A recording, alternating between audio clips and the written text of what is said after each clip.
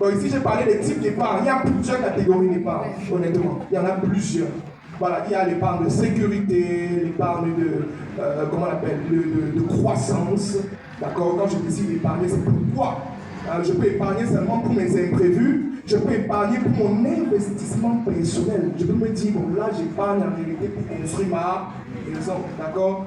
Même si je trouve que c'est pas sur le plan financier, quand tu en parles à un financier, il te dit que c'est pas logique. Voilà, de prendre de l'argent et de stocker. Quand on n'a pas encore des sources de revenus fixes. Moi, je parle avec expérience, parce que c'est ce que mon papa a fait, et tous les jours, il vient me voir, il dit, mon fils, si j'avais compris ce que tu fais. On ne stocke pas de l'argent comme ça. Quand on stocke de l'argent dans quelque chose, il faut que ça génère de l'argent. Quand on stocke de l'argent et que ça ne génère pas de l'argent, c'est dangereux. Hello?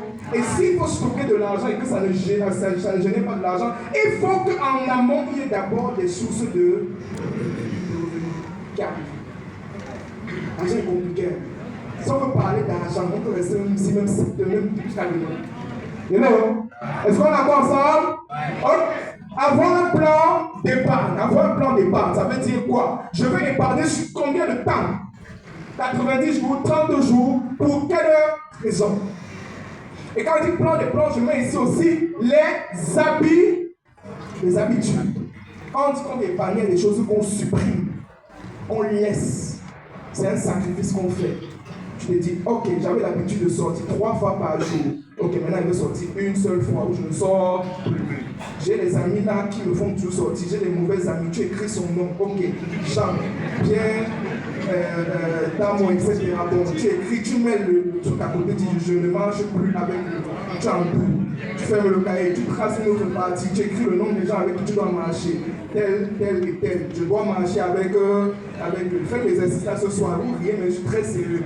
Ce soir, rentrez à la maison, vous listez les 3 personnes à qui vous devez vous éloigner et les 3 personnes pour qui vous devez vous rapprocher. Les 3 personnes pour qui vous devez vous rapprocher. Les gens disent, moi je suis très sérieux. Le jour où vous allez comprendre le pouvoir des relations, le jour où vous allez comprendre qu'en réalité, le fait de marcher avec des personnes, ça conditionne ton mental. Le jour où vous allez beaucoup évoluer. J'ai fait un voyage dernièrement, je suis allé à Yaoundé, j'étais avec une dame. Vous savez, il y a un niveau, et je termine sur ça, il y a un niveau qu'on arrive parfois, on se dit qu'on est arrivé, mais on arrive sur certains lieux, on comprend qu'on est personne. Je suis arrivé dans un milieu, j'ai compris ce qu'on appelle l'excellence. Avec cette dame, en réalité, ce qui se passait, c'est qu'on a passé 3 jours, on n'a pas dormi. J'ai dit 3 jours.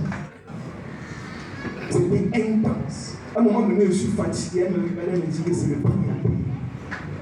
C'est le prix à payer, mon fils, lève-toi, on y va. Fatigué. Quand on veut avoir certaines choses, on se sacrifie.